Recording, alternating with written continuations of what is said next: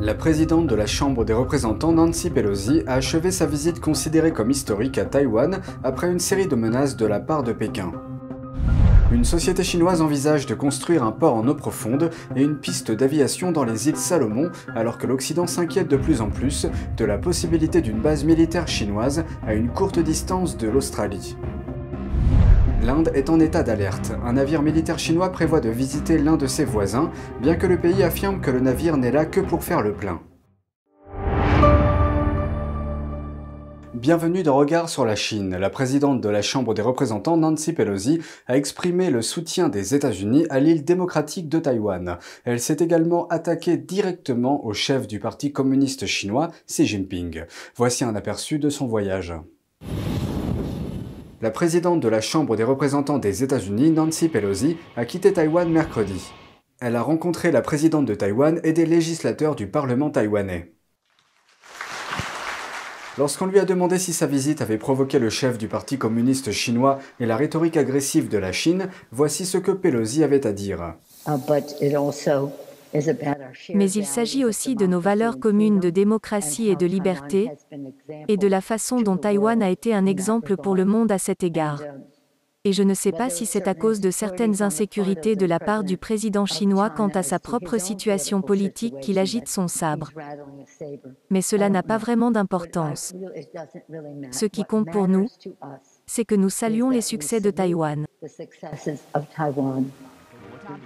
Le chef du Parti communiste chinois, ou PCC, Xi Jinping, est en passe d'obtenir un troisième mandat au pouvoir dans le courant de l'année, rompant ainsi un précédent de longue date. Bien qu'il soit actuellement confronté à des pressions politiques internes, en raison de luttes économiques auto-infligées liées à la politique de pandémie et de la détérioration des relations internationales pour le régime.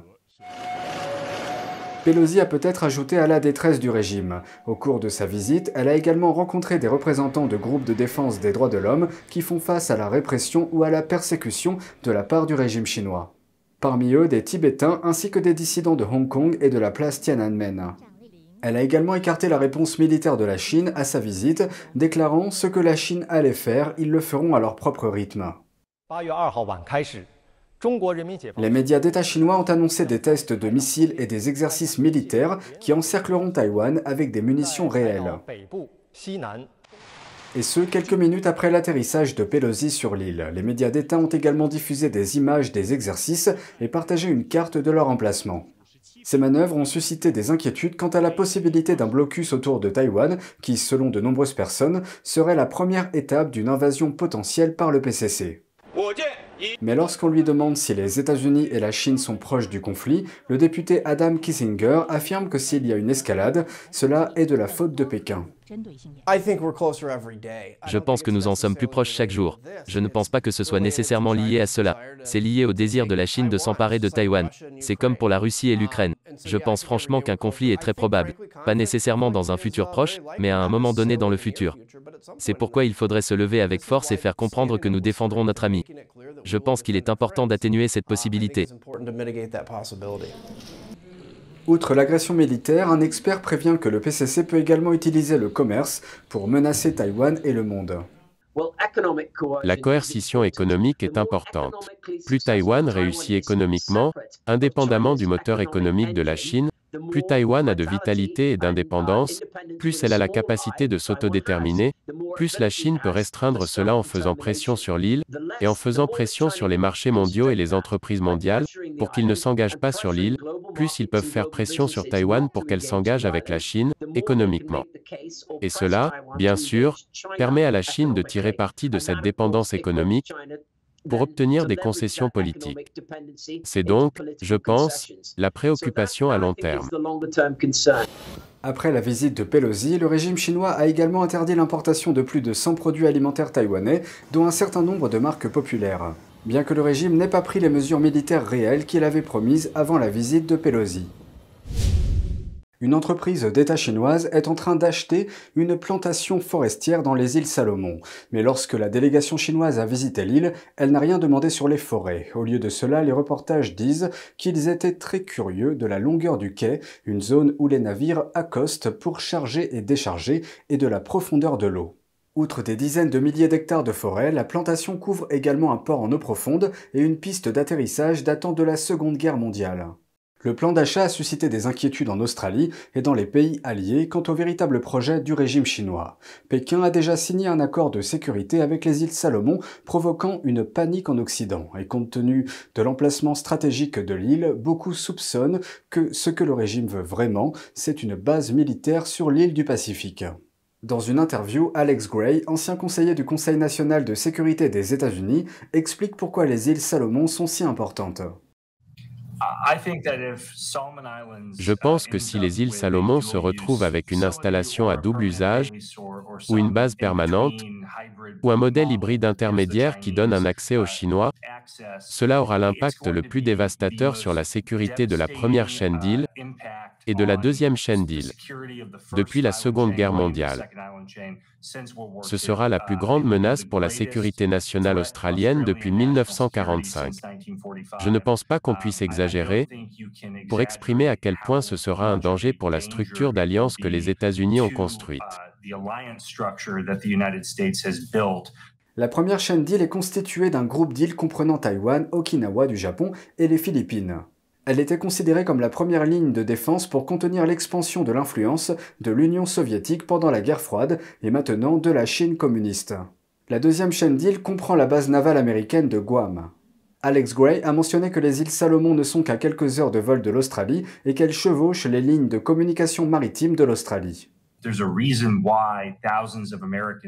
Ce n'est pas pour rien que des milliers d'Américains sont morts pendant la Deuxième Guerre mondiale en se battant pour que Henderson Field, à Guadalcanal, reste opérationnel, car le contrôle de cette île est absolument essentiel pour le débouché de l'Australie sur le reste du monde.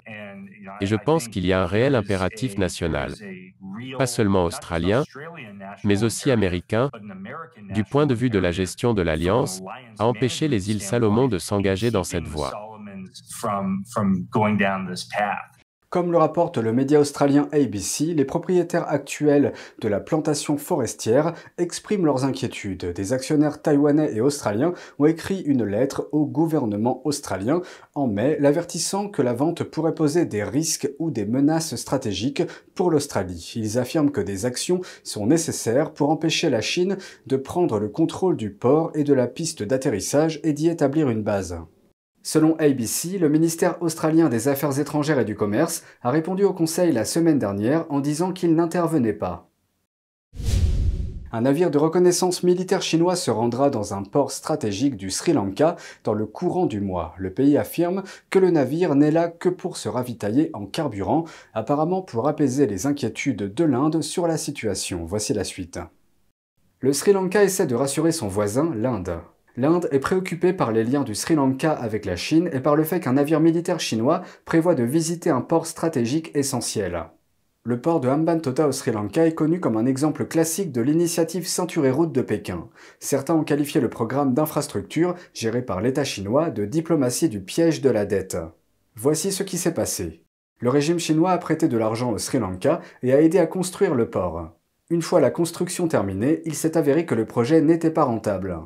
Autrement dit, le Sri Lanka s'est retrouvé avec une énorme dette et peu ou pas de revenus suite au projet terminé. Afin de rembourser le prêt chinois, le gouvernement du pays a accepté de louer le port à la Chine pendant 99 ans. Voici le problème. L'Inde et certains pays occidentaux craignent depuis longtemps que le régime chinois n'envisage de transformer le port en base militaire, ce qui permettrait à la marine chinoise d'étendre son influence dans l'océan Indien. La visite prochaine d'un navire de reconnaissance militaire chinois a ravivé ces craintes. Le gouvernement surveille attentivement toute évolution ayant une incidence sur la sécurité et les intérêts économiques de l'Inde et prend toutes les mesures nécessaires pour les sauvegarder. Je pense que cela devrait être un message clair. Mais le Sri Lanka dit à l'Inde de ne pas s'inquiéter. Ils disent que le navire chinois vient juste pour faire le plein. Depuis plus de 10 ans, la Chine achète à tour de bras des ports maritimes dans le monde entier. Elle possède désormais des parts et des investissements dans des ports de plus de 60 pays sur les 6 continents. Mais ces achats multiples suscitent des inquiétudes. Des études indiquent que Pékin pourrait avoir l'intention d'armer ses ports. C'est tout pour aujourd'hui, merci d'avoir suivi Regard sur la Chine. On se retrouve lundi pour une nouvelle émission, prenez soin de vous et à bientôt.